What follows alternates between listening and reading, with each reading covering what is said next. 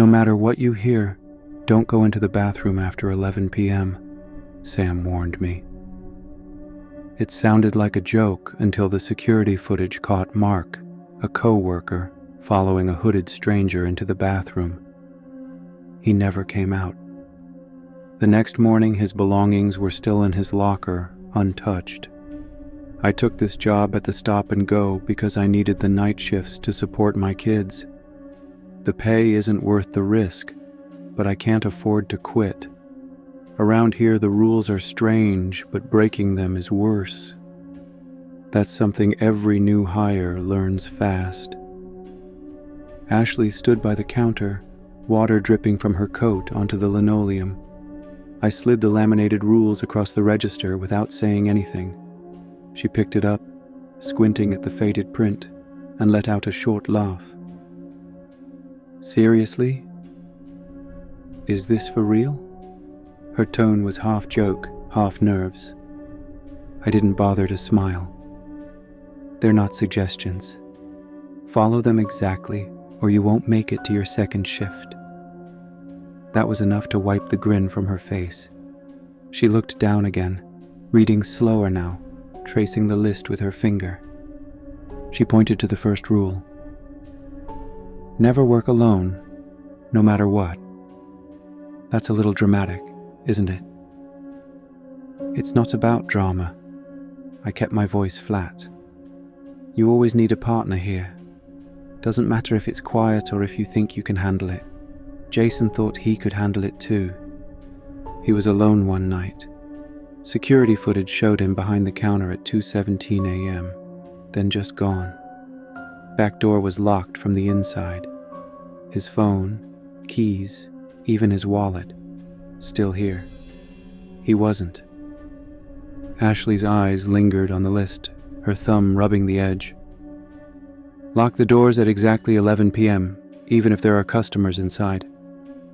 What's the point of that? Wouldn't that just trap people in? I shook my head. It's not about locking anyone in. It's about keeping things out. If you miss the time, you might see people in the aisles who weren't there before.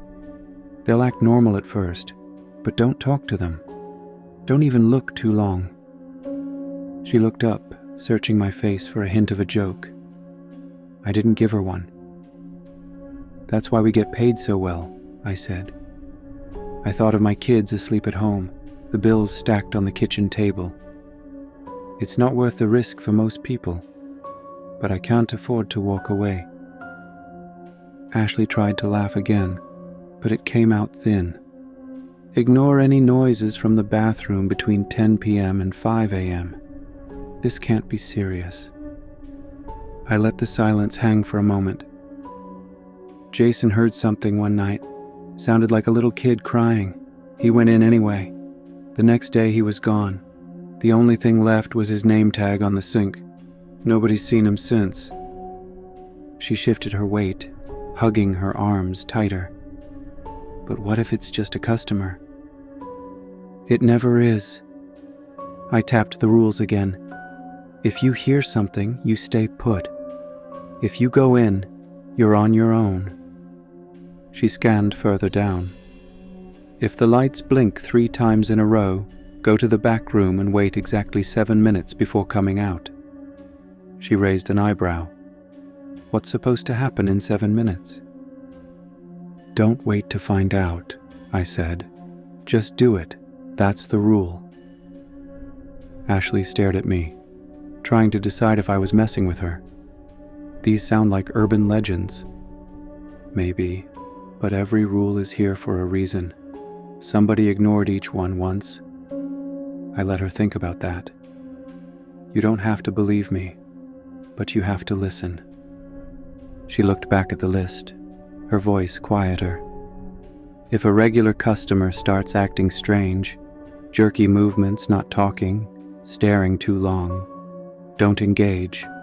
Leave them alone and call me. Is that really happened before? Karen Mitchell came in every Thursday for cigarettes. One night, she walked in stiff, like her joints didn't work right. Didn't say a word, just stared at the wall of drinks. I kept my distance. She left after a few minutes. Next day, her family called. She'd been missing since the night before. Don't talk to them. They're not themselves anymore. Ashley pressed her lips together, frowning at the paper. And people just disappear? Or worse? I watched her knuckles turn white around the edge of the rule sheet. You follow the rules, you might make it through. You break them, you won't. She read the last few lines, her voice barely above a whisper. Never work alone. Lock the doors at 11. Ignore the bathroom. Go to the back if the lights blink 3 times. Don't talk to customers acting strange. I nodded. That's it. You stick to those, you've got a shot. That's all anyone here can promise. She looked up, her eyes searching for reassurance. And if I don't? I didn't answer right away. The hum of the soda fridge filled the silence. Mark didn't listen. He thought it was all just stories. He broke almost every rule. That's why he's not here now. Ashley turned toward the aisles, the store suddenly feeling much bigger and emptier than before. She folded the rule sheet and tucked it into her pocket, hands shaking just enough to notice. A faint buzzing came from the ceiling. The fluorescent lights flickered, then steadied.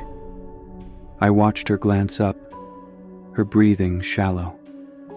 She didn't ask any more questions. Sometimes hearing the rules is enough. Sometimes it takes seeing the consequences firsthand. Not everyone believes until it's too late. Some people, like Mark, needed to learn the hard way. Mark Carter treated the stop-and-go's rules like the punchline to a bad joke. He was new, but he acted like he'd seen it all before. On his first night, he looked over the laminated list, grinned, and waved it at me. You're not serious with this stuff, right? He barely waited for an answer before tossing the sheet back on the counter. I watched him crank up the radio and lean into his chair, like he was settling in for an easy shift. He called the rules horror movie nonsense and superstitious garbage. I tried to warn him, but he never listened for long. He'd seen the 11 p.m. lockdown listed at the top and rolled his eyes. What happens if I leave the doors open? Ghosts walk in. I told him to just do it, but he shrugged it off. That Monday at 11:17 p.m., he left the front doors unlocked while he rang up a late-night customer. That's when the hooded stranger came in.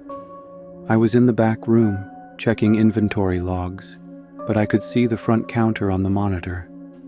The hooded figure didn't speak or make eye contact. Mark didn't seem to notice anything strange. He just scanned the shelves behind the counter, humming along to the radio. The transaction never showed up in the register logs. No items scanned, no receipt printed. I watched Mark hand something to the stranger, and then both of them walked together toward the bathroom. The security camera timestamp read 11:19 p.m. I called out over the headset, but Mark didn't answer. I left the storeroom and checked the aisles. The store was too quiet, the kind of quiet that makes you realize something's wrong before you even know what it is. I made my way toward the bathroom. The door was ajar, and there was a faint, wet sound from inside, like someone squeezing out a mop. I stopped, remembering the rule. Never investigate noises from the bathroom after hours. That was the one Mark always joked about. If something's in there, I'll just tell it to leave, he'd said. I forced myself to look. The bathroom was empty, but the air was colder than the rest of the store. Water pooled on the tile and the fluorescent lights buzzed overhead. There was no sign of Mark or the stranger. I called his name again, but the only answer was the hum of the lights. I checked the security footage. I needed to know what happened in those minutes I couldn't see. On the playback, Mark followed the hooded stranger into the bathroom. The door swung shut behind them. I watched the seconds tick by. Then, the door creaked open on its own. For a moment, nothing moved. I leaned closer to the screen, but the feed glitched, frames missing, a few seconds of static. When the picture returned, the bathroom was empty. Neither Mark nor the stranger came out. I searched everywhere. I checked the back room, the parking lot, even the alley behind the store. That's where I found him. Mark's body was behind the dumpster, torn apart in a way I'll never forget. The police said it looked like a wild animal attack, but there was no way anything could have gotten inside with the doors locked, except the doors hadn't been locked. I didn't argue with the officers. I just watched them take notes and tape off the area, knowing there was nothing in their training that could explain what happened. After they left, I went back over the footage again. I replayed the moment Mark walked into the bathroom with the hooded figure, the door closing behind them, the static in the feed, the empty room. I kept thinking about the rules, how Mark ignored them, how he'd laughed off every warning. The rules weren't there for tradition or superstition. They were there because something in this place waits for mistakes. It was the first time I saw the cost of disbelief up close. Mark's skepticism wasn't just stubbornness, it was fatal. He didn't just break the rules, he broke the only protection any of us had. The store's safety protocols weren't just guidelines. They were the line between making it home and ending up like Mark. After that night, I started noticing how the others acted. Even the bravest employees kept to the rules, especially after dark. Nobody questioned them anymore. The list wasn't a joke, it was a lifeline. I made a point to show the footage to every new hire. I wanted them to see what happened when you got careless, when you let curiosity or disbelief win out over caution. The images did most of the talking for me. Ashley was different from Mark. She watched, listened, and kept the rules close. Still, I could see the tension in her shoulders every time the lights flickered or the soda fridge made a noise. On her first night, she stayed close to the register, eyes darting to the clock as it crept past 11. She didn't ask about Mark, but I knew she'd heard the story. Some dangers in the stop and go are easy to spot if you're paying attention. Others move quietly, just out of sight, waiting for someone to slip up or let their guard down. That's why the rules matter.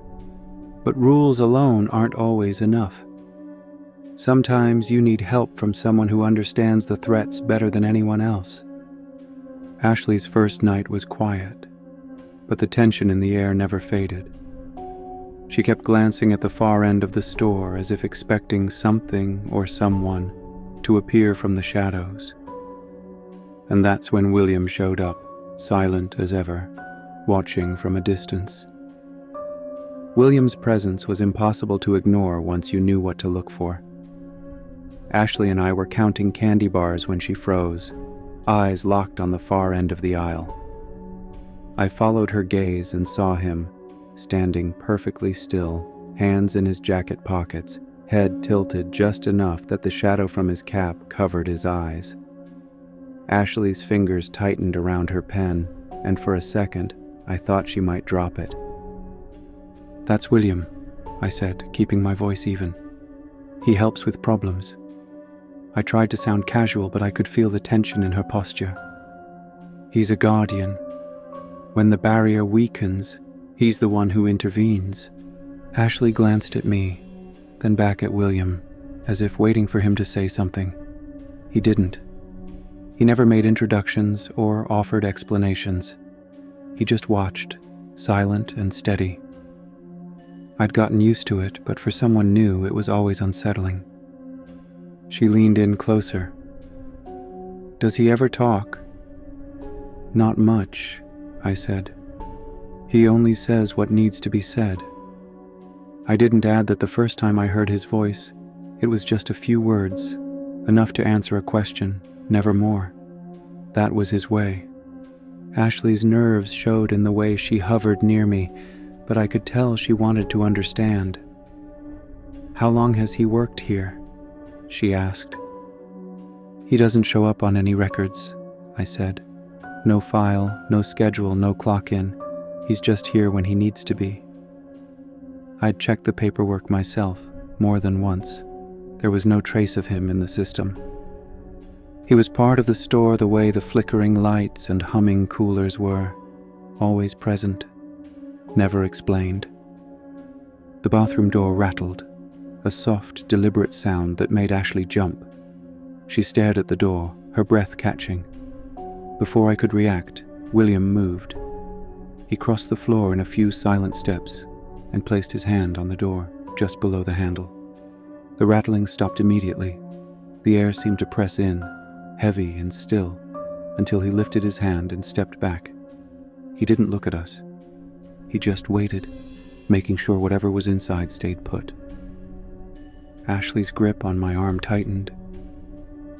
"What did he do?" she whispered. "He keeps things in check," I said. "He knows what's supposed to stay out. If something tries to cross over, he stops it." I watched William for any sign of strain, but his face stayed calm, unreadable. Ashley's doubt faded a little after that. She watched him closely, like she was trying to figure out how someone could be so sure of what to do. I couldn't blame her. The first time I saw William intervene, it was the same way. No warning, no explanation, just a quiet moment where something dangerous was stopped before it could get worse. He didn't linger or ask for thanks. He just faded back into the aisles. I remembered asking him once, after a particularly bad night, how he always knew when to show up. He'd looked at me for a long moment, then said, "From what exists beyond the rules." That was all. It didn't clear anything up, but it told me enough. He understood the store's dangers better than anyone. Ashley started to trust him after that first night. If William moved toward a door, she followed. If he blocked off a section of the store, she didn't question it. The rest of the staff learned the same lesson over time. William's presence meant something was wrong, and your best chance was to let him handle it. He never looked tired, never seemed surprised. Sometimes he would appear just as the lights began to flicker, or when the temperature in the store dropped suddenly. Other times, he'd be there before anyone else noticed the signs. The pattern became familiar. Tension in the air, a strange noise, and then William, silent and steady, stepping in to keep us safe. His actions were always precise. When the supply closet door began to shake one night, William appeared, placed his hand on the door, and the noise stopped. When the front doors rattled during the power outage, he stood in front of them and the shadowy figures outside vanished, slipping back into the darkness beyond the parking lot. He was never dramatic, never rushed. He just did what needed to be done. I never saw him eat or take a break. He never left through the front door. Sometimes I wondered if he was even human. The other employees whispered about him, but nobody dared ask too many questions. It was easier to accept that he was part of the store's defense, a silent guardian who understood the rules better than anyone. Ashley's view of William changed quickly. At first, she was skeptical, watching him with the same suspicion she had for the rules themselves. But after a few close calls, moments when the barrier thinned and something pressed against the walls, she started to follow his lead. She learned to move when he moved, to stay quiet when he signaled. I saw her relief each time he appeared, the way she relaxed when he was nearby. Still, there was always a sense that William knew more than he let on. His silence wasn't just a lack of words, it was a shield, keeping whatever knowledge he had to himself. I trusted him, even if I didn't understand him. That trust was the only thing that made the worst nights bearable. As the weeks went on, the strange events grew more frequent. William's appearances became more regular, his interventions more urgent. It was clear that something was changing, that the threats pressing in on the store were getting stronger. The rest of us could only guess at what was really happening. I started to wonder if William's presence was a warning, not just a reassurance. Maybe he was here because the store's defenses were failing. Maybe he was the last line between us and something much worse. The questions kept piling up, and I knew I wasn't the only one looking for answers. That was when Thomas Jones, the manager, called me into his office, his face unreadable as ever. He slid a folder across the desk, thick with photos and diagrams I'd never seen before. I realized then that William wasn't the only one with secrets, and the truth about the stop and go was about to get a lot harder to ignore. Thomas Jones waited for me in the back office, his expression hard to read. He didn't waste time on pleasantries. Instead, he handed me a thick manila folder and nodded for me to open it. Inside, I found a stack of old photographs and a few hand-drawn diagrams, all crammed together. The first photo showed the Stop and Go's familiar front, but beyond the neon sign and battered doors, there was only blackness stretching out. No parking lot, no trees, just an empty void pressing up to the edge of the image. He watched me flip through the folder, then broke the silence. "This store stands on a weak spot between dimensions," he said, voice steady. "It's not about the building. It's this exact patch of ground. A thin place in the fabric of reality." I paused, looking at the crude diagram in my hands. It showed a series of circles like ripples, with a jagged line at the center labeled The Veil. In the margins, someone had written, "Barrier integrity, unstable, structure barely holds." I didn't know what to say. I'd heard talk about haunted places, but this was different. Thomas wasn't talking about ghosts. He was talking about the world itself wearing thin. He continued, "You ever feel the air change at night? Or notice the way shadows bend around the aisles? That's the barrier stretching. The only thing keeping it from breaking open is us, and the rules you follow every shift." I tried to make sense of it.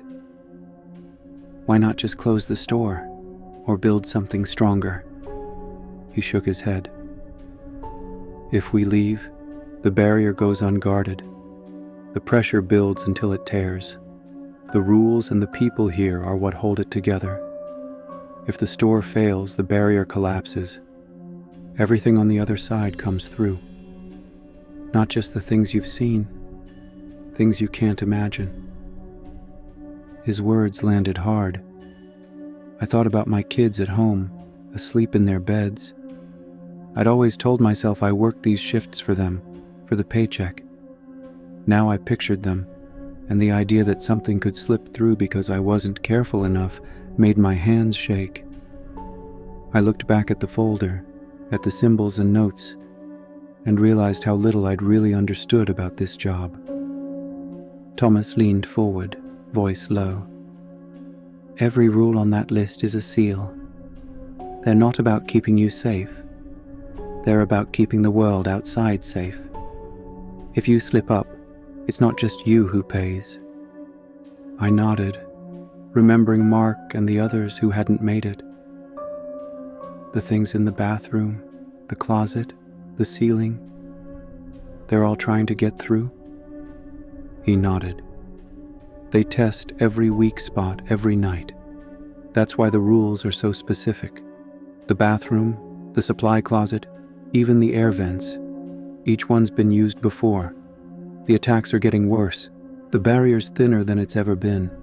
I thought about William, the way he always showed up when something was about to go wrong. "Is that why William's here?" Thomas's mouth twitched, almost a smile. "William knows the rules better than anyone. He's been here longer than most of us. When the barrier weakens, he's the first to notice. Sometimes he's the only reason we make it to morning." I tried to picture what would happen if we failed, if the barrier finally gave way. I saw flashes of the void from the photograph, the way the darkness pressed in at the edges. I thought about my family, the people in town, everyone who had no idea what was really at stake. The weight of it pressed down on me, heavier than any shift I'd ever worked. Thomas stood, gathering the folder back into his hands. If you ever doubt why the rules matter, remember this: we're not just clerks. We're the last line. If we break, the world breaks with us. I left the office feeling hollow. The details from the folder burned into my mind. The store felt different after that. Every hum from the coolers, every flicker of light seemed sharper, more urgent. I caught myself watching the aisles, listening for noises behind the walls, waiting for the next test. Later, I found Ashley by the drink cooler, her face pale. She must have overheard enough to piece things together. She didn't ask for details, just looked at me and said, "Why didn't you tell me?" I glanced at the rule list sticking out of her pocket. "I told you what I could. The rest, you have to see for yourself." She shook her head, not satisfied. "That's not enough. Not now." I didn't argue. There was no way to make it enough. We stood there in silence, the store stretching out around us, every shadow a little darker than before. Then the lights above us blinked, once, twice, 3 times in slow, deliberate sequence. The exact same warning I drilled into Ashley's head on her first shift. She looked at me, wide-eyed, the clipboard trembling in her hands. I nodded, my voice barely above a whisper. "That's the sign. We follow the rules. We wait." The store seemed to hold its breath with us, the air thick with expectation. Something was coming. The breach started with a warning most people would miss. A slow, deliberate flicker of the lights and a pressure in the air that made every sound in the store feel sharper. I didn't need to look at the clock to know we had to follow protocol. 7 minutes. That was the rule after bathroom noises or a triple flicker. Wait in the back room, don't speak, don't move, don't look outside. But tonight, the usual signs stacked up fast, and the store felt less like a workplace and more like a containment cell about to fail. Ashley hovered near the counter, clutching the salt container. William stood at the storage room door, marking the frame with symbols from Thomas's folder, protective marks we'd memorized and practiced over months. Thomas joined us, his face set, moving with a calm that came from experience. I motioned for everyone to gather behind the counter, our emergency supplies at the ready: salt, brass talismans, and the folder of symbols. The store's defenses were tested all at once. The bathroom door rattled with force, the supply closet shook, and the glass doors at the front bowed inward. Shadows pressed against the windows, stretching and twisting in ways that didn't match anything human. The noise was everywhere, thudding, scraping, a low vibration that made the shelves tremble. It felt like the whole building was being pulled apart at the seams. "Salt the entrance," I told Ashley, pointing to the main aisle. She moved quickly, pouring a line across the tile, her hands steady despite the fear in her eyes. Thomas took the powdered herbs and swept them in a circle around the counter. William finished the last symbol on the doorframe, then stepped back, watching the room without blinking. We waited, counting the seconds. The rule was 7 minutes, but time felt unreliable. Every minute stretched longer than the last. I kept my focus on the symbols, checking each one, making sure nothing had been smudged or broken. The barrier was thin tonight, thinner than I'd ever seen it. The air pressed in, heavy with the scent of ozone and something sharp, almost metallic. The first real breach came with a sound like glass cracking. The doors at the front began to fracture, spiderweb lines crawling across the surface. Ashley held her ground, standing just behind the salt line. I handed her a brass talisman, the kind that always felt cold no matter how long you held it. "Place this by the cooler," I said. "Don't cross the salt." She nodded and moved, her steps careful. The shapes outside the glass grew more distinct. Tall, thin figures with arms that seemed to reach for the ceiling. Their faces were smudged, featureless, but I could feel them watching. The pounding at the doors grew louder, and the rattling from the bathroom and supply closet synced up, like coordinated attacks probing every weak spot. William spoke, his voice low. "They're trying everywhere at once." He didn't sound surprised, just tired. He knelt by the doorway, tracing another symbol with a piece of chalk. I watched his hands, quick and practiced, and felt a little steadier. Thomas moved to the windows, pressing sigils from his folder against the glass. "Hold the line," he said. "If the symbols break, we lose the barrier." A shelf toppled behind us, scattering cans and boxes across the floor. The lights dimmed to a faint glow, shadows pooling in the corners. I could hear Ashley's breathing, fast but steady. She looked at me, waiting for instructions. "Stay here," I said. "If anything crosses the salt, use the talisman. Don't hesitate." The pounding intensified. The glass doors buckled but didn't shatter. Frost crept up the panes, and the temperature dropped fast enough to make our breath visible. I checked the clock. 4 minutes left, the longest 4 minutes of my life. The entities outside pressed harder, the shadows sliding along the walls, arms reaching for the cracks in our defenses. One pressed its face to the glass, leaving a smear that didn't fade. I forced myself not to look at it for long. The rules were clear. Don't engage, don't acknowledge, don't invite them in. Thomas called out, "The sigil at the back is fading." I grabbed a fresh piece of chalk and ran to the storage room, redrawing the mark as fast as I could. The door shook under my hand, something heavy pressing from the other side. I finished the symbol and stepped back, heart racing. Ashley called out, "The salt line." I turned to see her pouring another layer, sealing a gap where the powder had scattered. She didn't flinch, didn't cry. She just did what she had to do. I realized then that she understood the stakes. She wasn't a trainee anymore. William stood at the center of the room, silent, watching every movement.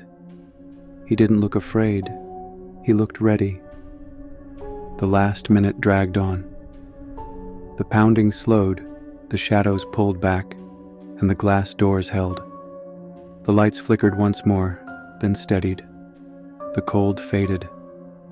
I let out a breath I didn't know I'd been holding. The store was wrecked. Shelves down, merchandise everywhere. But we were still there. Ashley slumped onto a stool, her hands shaking. "Did we stop them?"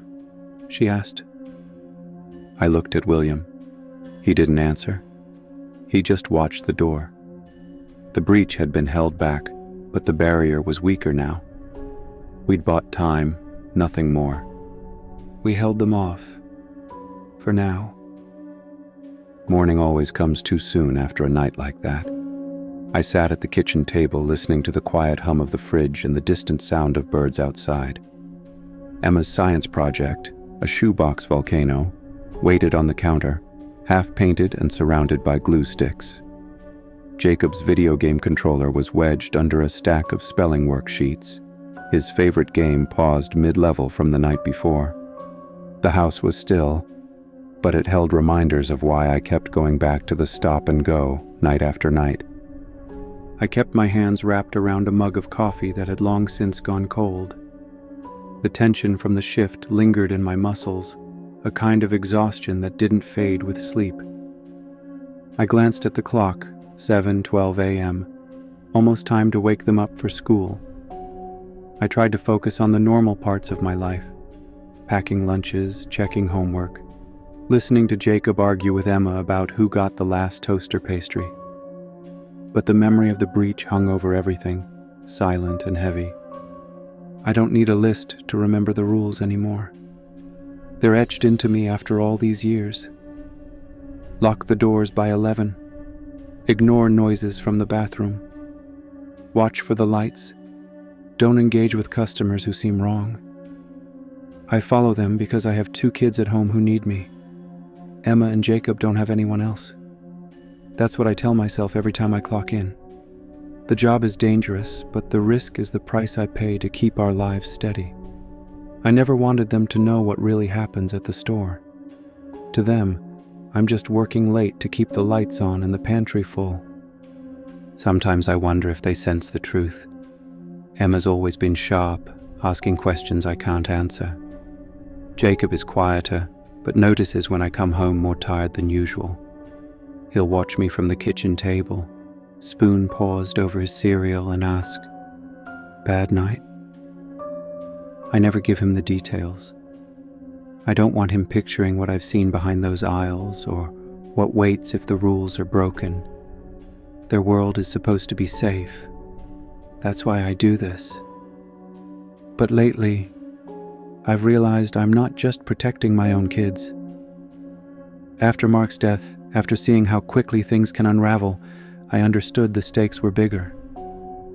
When Thomas handed me the folder with diagrams and photos, evidence that the store sits on a weak spot between dimensions, I stopped thinking of this as just a paycheck. I became a guardian, whether I wanted to or not. The rules aren't just for me. They're the line between normal life and what waits on the other side. That shift in me became impossible to ignore, especially after the last breach. Ashley was by my side the whole time. I saw her change too. She didn't just memorize the rules, she started living them. When the doors rattled at 11, she went straight to lock them, no hesitation. When the lights flickered, she moved to the back room and waited the full 7 minutes, counting under her breath. She kept her eyes on the salt line and checked every symbol twice. I watched her check off Rule 2 and 5 like she'd been doing it for years, her focus as sharp as mine. It wasn't just about following orders. She understood why the rules mattered. Training Ashley has changed me as much as the job itself. At first, I thought of her as another trainee, someone I had to keep alive long enough to learn the ropes. But as the threats grew and the breaches got worse, I started to rely on her. She learned to read the signs, to trust her instincts, to stand her ground when the barrier stretched thin. I saw myself in her, the doubts, the fear, the determination to do what needs to be done. We moved from a teacher-student dynamic to something closer to partners. That kind of trust is rare, especially here. There are nights when the exhaustion gets to me, when I think about quitting. I remember the woman I was before this job, unsure, always looking for a way out, telling myself I was just getting by. But now, walking away isn't an option. I've seen what happens when the rules are ignored, when the barrier weakens. If I left, I'd be leaving everyone vulnerable, not just my kids, but the entire town, maybe more. The weight of that responsibility settles on me every time I step into the store, every time I see the rules posted by the register. Ashley once asked if I ever considered quitting. I told her the truth, all the time. But someone has to do it. If nobody's here, what's on the other side will find a way through. She nodded, and I could see the understanding in her eyes. She's not just following the rules anymore, she's part of the defense. The job has changed me. Fear used to be my main motivator, but now it's something else. I'm not just surviving, I'm protecting a barrier most people don't know exists. I'm teaching others how to do the same. I'm the last line, and that knowledge overshadows everything else, even my own doubts. The risks haven't disappeared, but my resolve has grown stronger than the fear. I stand in the kitchen, listening for the sound of Emma and Jacob waking up, and I know I'll keep going back. Not because I want to, but because I have to. The world outside stays safe as long as someone is willing to hold the line. That's the choice I make every night. And that's what this job has really done to me. I'm not just a clerk, I'm a guardian of my family, of the store, and of the thin place that holds everything together. I never planned for this, but I've accepted it. Protecting the veil matters more than anything else now. That understanding shapes every shift, every lesson I pass on, and every rule I follow. It's not just about making it home anymore. It's about making sure there's a home left for anyone to go back to. After everything, I see the stop and go for what it is. A thin spot in the world where the rules matter more than anyone realizes. I used to be a skeptic just trying to make it through the night. Now I know I'm a guardian, holding back the things that wait in the shadows of ordinary places. The rules aren't just for us. They keep something much bigger at bay. Every shift is a reminder that the real fight happens quietly, behind locked doors and flickering lights. If even one rule slips, the breach could come again tonight. Let me know in the comments. Which rule would you struggle to follow?